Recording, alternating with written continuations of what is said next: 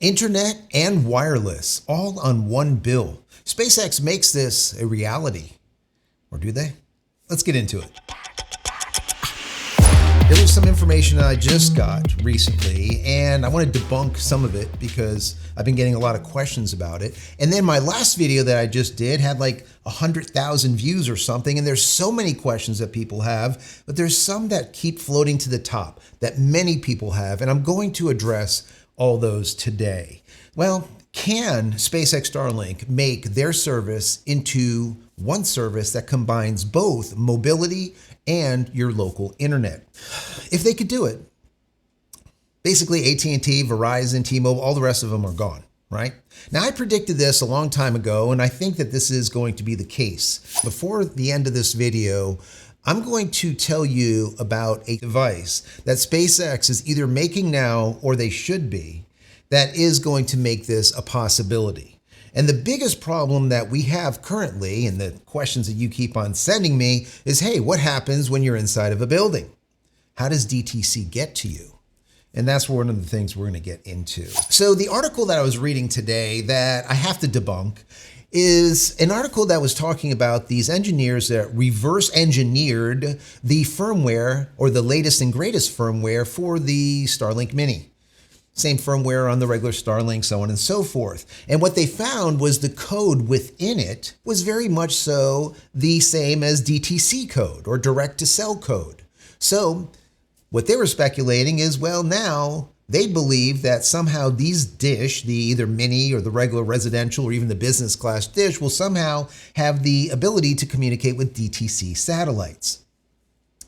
And just because you're really smart, that doesn't give you wisdom, right? So the bottom line here is, yes, they did the work to reverse engineer it and find out all this information, which is absolutely factual, but their final assessment is just fallacy. It's just not possible. What that would mean is every single person that has a SpaceX Starlink dish basically has a cell tower on their house or on their building, right? It would have like an E node B or a G node B for, let's say, 4G, LTE, or 5G cell tower modem built into it.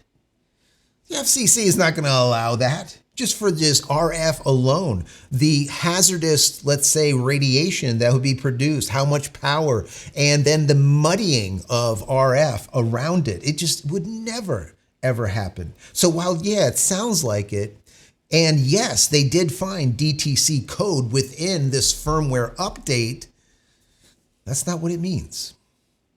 So what does it mean, Joe? I'm glad you asked. So what this means is just simply this. SpaceX Starlink is trying to unify their code, right? So you don't end up having code for DTC and you have code for regular internet, you have all this. No, you have one code that has, let's say, an easier way to communicate with each other important data so that, let's say, they don't step on each other's feet. Does that make sense? And it's really useful for DTC satellites to know what's going on the ground also, just so they know where to kind of migrate capacity. Think about it. All of a sudden, if you have these nodes or these cells or these clusters inundated because maybe there is a hurricane that's hitting here, or maybe there's some type of natural disaster, or maybe whatever the case is, they can now move service to that area. They can migrate it almost. That's DTC as well as internet service. So it's very, very important. And this is very simple now in comparison to in the past, because SpaceX Starlink, all those satellites now have their ISL, or inter-satellite link, built in, meaning that they have lasers, not pew-pew lasers, but built-in communication lasers that basically send information between satellite to satellite around the entire planet, forming a massive mesh network like you have at your house with all those little APs or access points. Doesn't matter where you are, you're still getting good coverage. The same type of thing, but now just think about 8,800 satellites all communicating together in a mesh network. Same type of thing. So they can send and migrate and move data at the speed of light efficiently.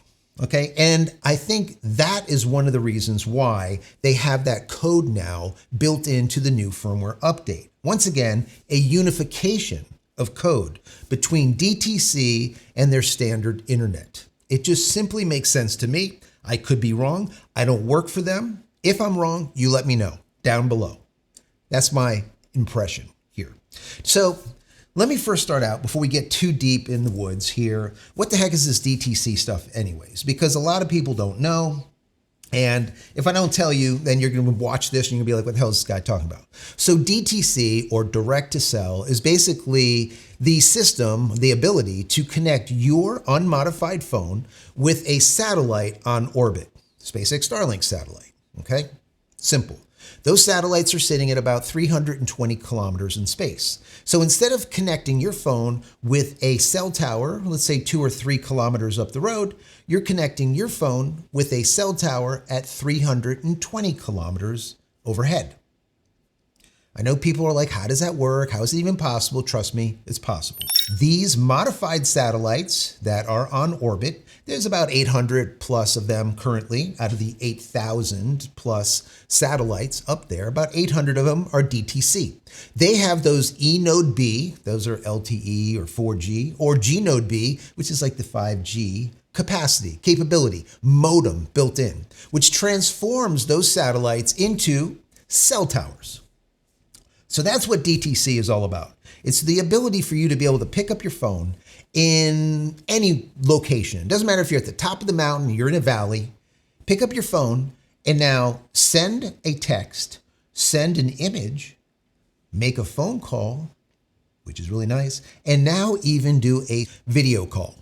And you could do that as of right now through DTC, or direct to cell. Very powerful.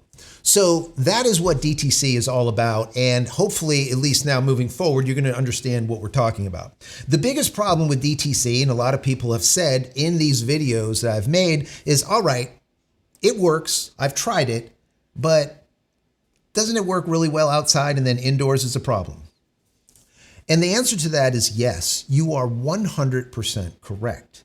What Elon Musk and SpaceX has been doing as of late is a couple of things to mitigate that and, let's say, circumvent the problem that is plaguing that DTC service, and that is like Faraday cages. There is a lot of buildings that are made out of metal. They have extremely thick concrete. It's very hard to penetrate.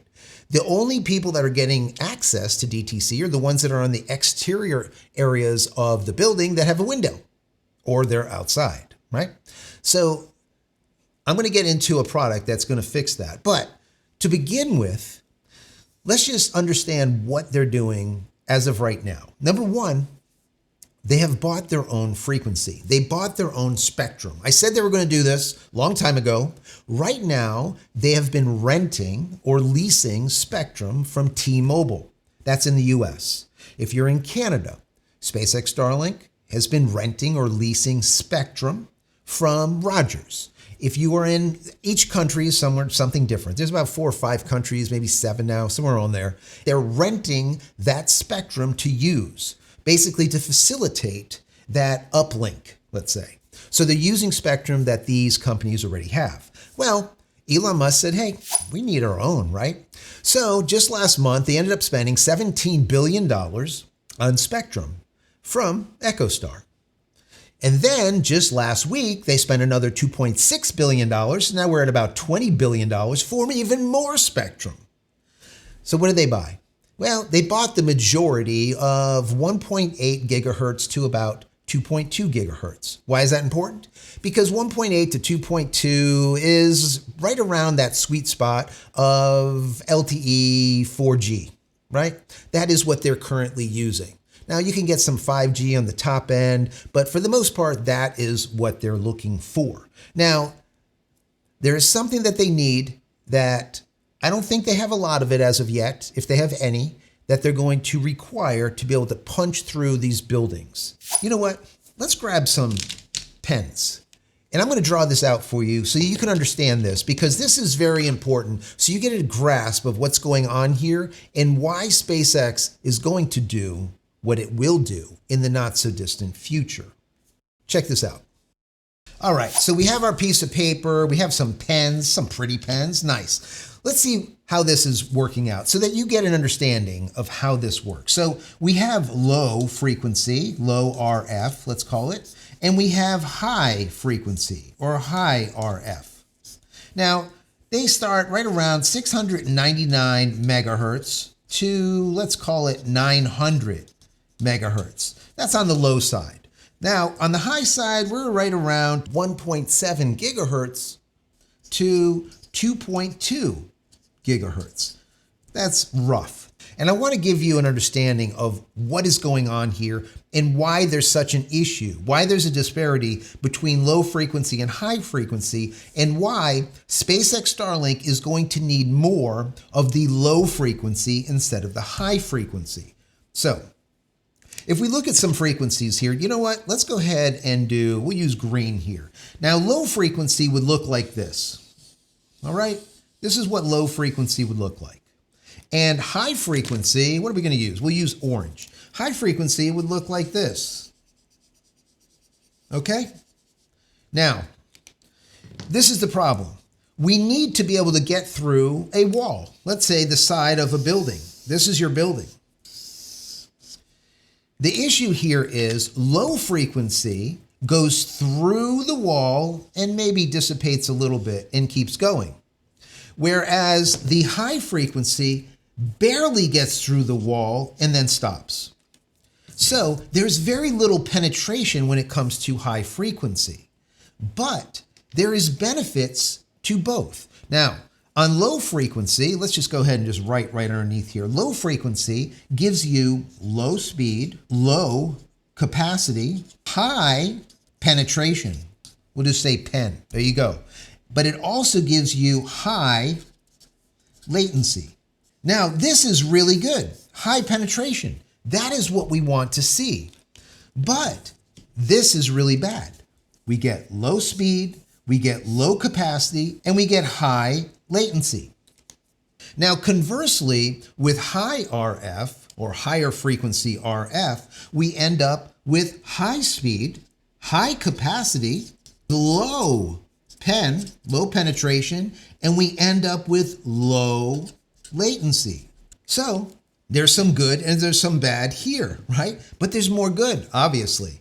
High speed, that's good. High capacity, that's excellent. Low latency, fantastic.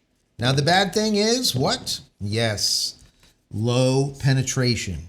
Low penetration is the major problem here. This is where we end up with our issue. So when you end up with this low penetration, you can't get into the inners of a building. That is a problem. That is a big problem. Most of you have said the exact same thing.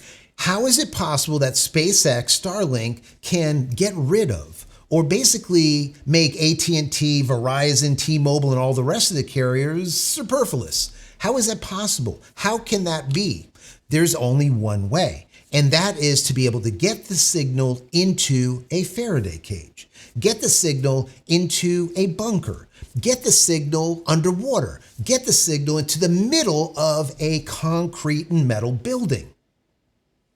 How do you do that? Now, some people would say, oh, well, we've done this in the past. We've had these boosters. We would put them on the outside of a building, and we would repeat the signal, and we would push the signal inside. Well, kind of, sort of, but no, that is not going to work. You know what? Let's pull out another sheet of paper. Check this out, guys. Now, so you get an idea of what needs to happen going forward. So if we have a building, let's go ahead and draw a quick building, all right? Forget about how it looks. Let's just say this is a building. We have windows that are all on the sides of the building, right? All the way around, there's these windows. Now, DTC coming in from satellites, let's say this is a satellite overhead and maybe there's another satellite over here.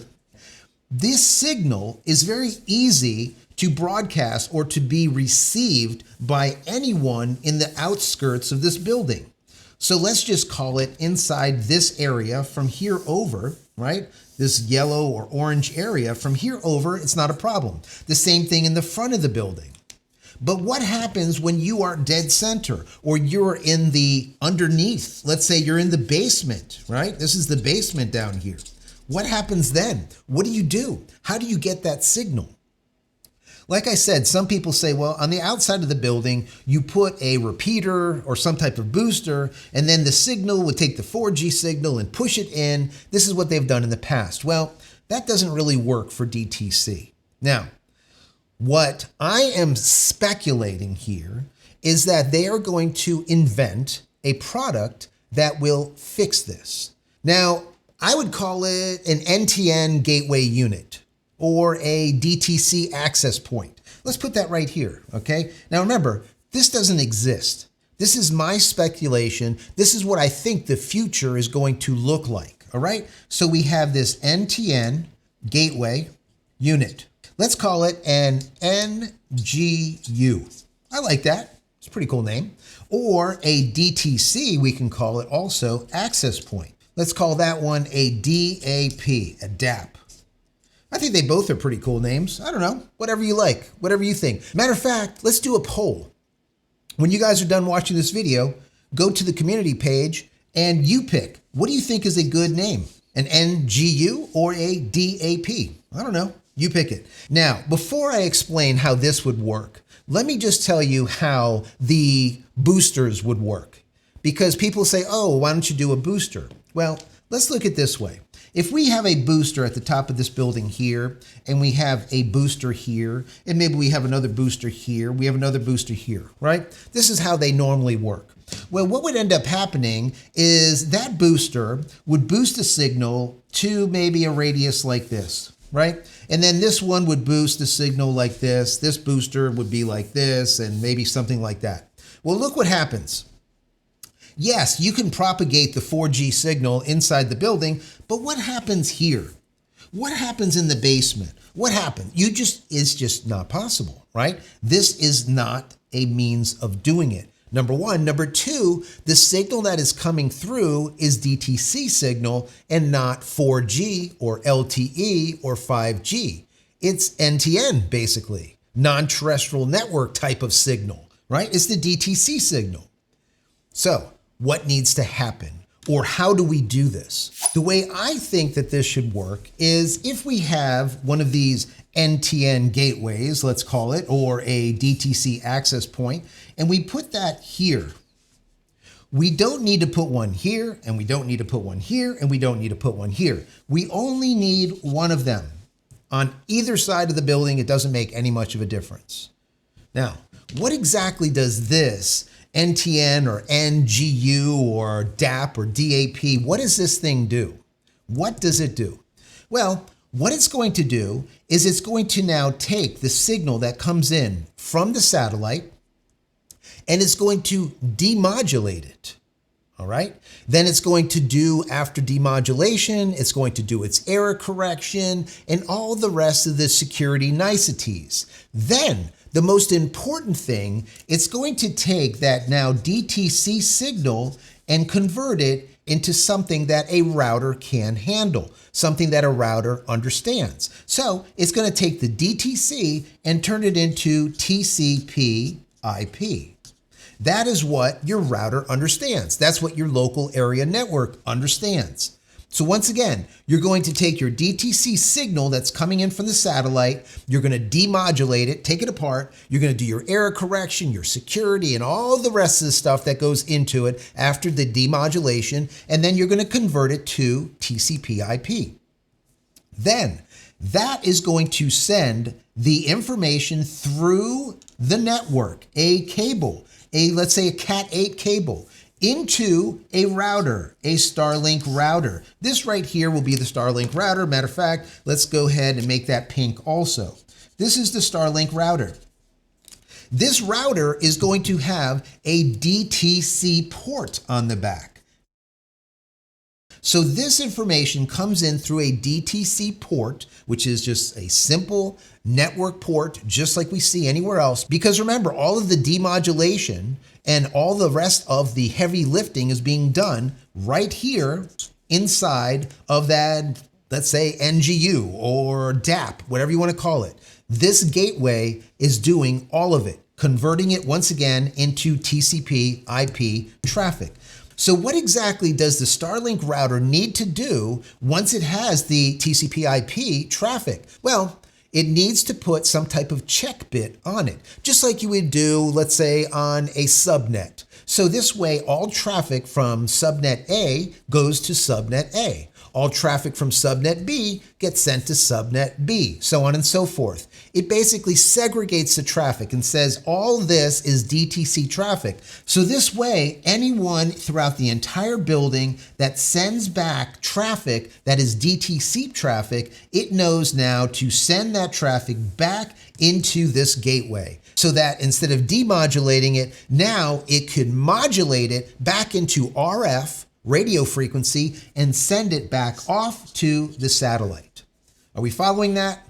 Okay, so what this ends up doing is it allows for one single unit to now use the local area network that is already throughout the entire building. It doesn't matter if it's wireless or if it's hardwired, it'll still work the same, and it'll all go through the exact same router, but obviously there needs to be modifications, and it will work all the way down in the basement. It'll work in the outer periphery. It'll work anywhere, and that's all you need is one of these, and that is it. That means dead center of this building, let's say this is a hospital, and they're made out of solid concrete and metal, once again, a Faraday cage.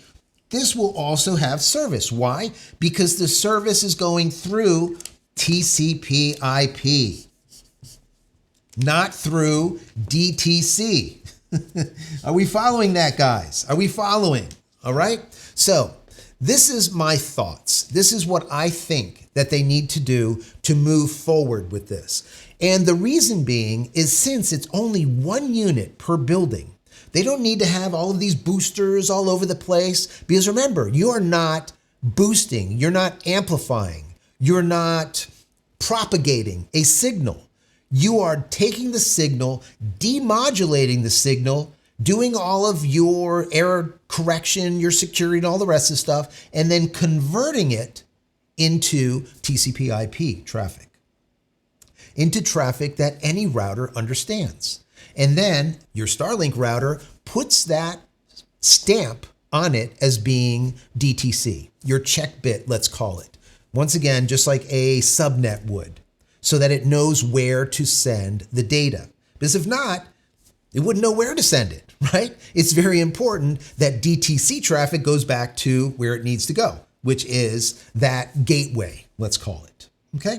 Now, this idea that I've had for quite some time that I'm sharing with you guys that is not out there, and I know SpaceX has not been working on this publicly, so I have not a clue if they're going to do anything like this, but this would literally obsolete many of these carriers, especially the smaller ones. They'd be gone. Because once this happens, it's kind of game over.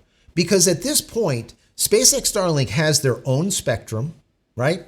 Now they have a means to get to the middle of a building, a means to get underwater, a means to get into the depth of a mountain or a cave. Doesn't make a difference. Okay. And that's all you need is one of these gateways. And the gateway could be like literally the size of a phone. It doesn't need to be that big. That's it. Very simple. You know, simplicity is divinity, right? Sometimes if you try to figure things out and make it really complex, it doesn't work.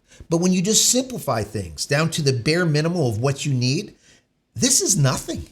If you think about it, you literally need the equivalent to a phone on the top of the building. All right, this has enough power in it to be able to do demodulation, to be able to do all of the conversion, security, all the rest of this stuff right here.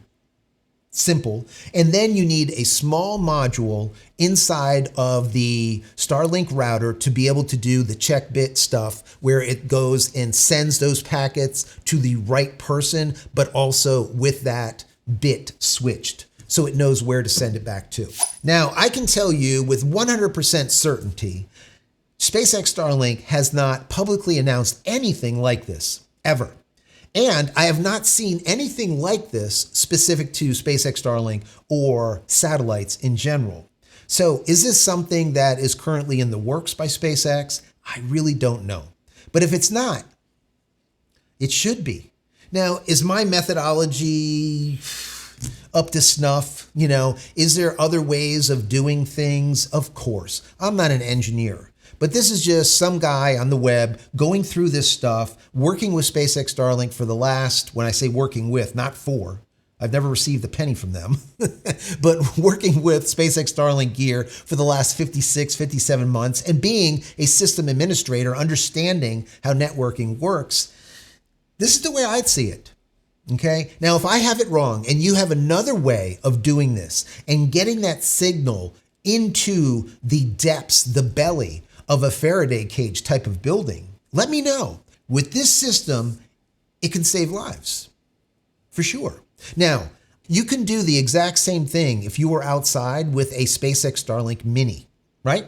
Now you can go through VoIP, voice over IP or whatever. But if you do not have the ability to have that, just having DTC alone is just revolutionary. There's going to be a study probably done within the next couple of years. How many lives saved with DTC or direct to cell? People on the side of the road, no cell coverage in a snowstorm, rescued. People on the top of the mountain, no cell, no connection at all, rescued. People in the middle of the ocean, floating around, no cell, no nothing, rescued. All because of their unmodified phone using DTC. All right. So this is, I think, once again, revolutionary. And I really do believe the big three need to be worried because they don't understand. They don't get it. Some of them see the writing on the wall, but the majority of them don't. All right. Perfect example is HughesNet, Viasat, DirecTV, Dish Network. Like I said, they're going out of business. And what happened? They're basically out of business. There's mergers going on. There's this and that or whatever. They're just hanging on by a thread. They're basically gone. And rightfully so. And the same thing holds true with AT&T, T-Mobile, Verizon, all the rest of them. They've been screwing us for so long. Can you imagine having one bill that has your internet and your cell coverage on the one bill at about half the price of what you're paying currently? Less than half. I mean, even right now with SpaceX Starlink paying maximum price of $120. I'll take that for internet and cell. I'm paying $200 for cell right now with T-Mobile. It is absolutely ridiculous. Like I said, they've been screwing us for so many years. I hope we see them get their just due. I don't know. What do you think? Down below. And once again, take that poll. Go to the community area there. Let me know. What do you think? Should it be called an NTN gateway unit or an NGU? Or should it be called a DTC access point or a DAP? I kind of like DTC access point, right? Because if you think about it, it kind of makes sense because it is an access point. Same thing holds true like in a house when you're building a mesh network, right? An AP, access point. So maybe I like DAP. It even sounds better than an NGU. Anyways, what say you? Down below. I would love to hear from you. Anyways, guys, I hope you got something out of this. Hope you learned something. Maybe you enjoyed it. Maybe it was entertaining. Share this video. Share the channel with your friends, family, colleagues, Reddit, Facebook, wherever you traverse the web. If you enjoy the content, throw it a thumbs up. I would appreciate it. Don't forget to subscribe and do all those things. If you want to say thanks, there's a thanks button down there. Click on that. Give $1 or $2 if you like. If not, it's perfectly fine. Many blessings to you and your family. Stay safe, stay healthy, stay connected, hopefully through SpaceX Starlink DTC. And we'll see you in the next one. Love you guys.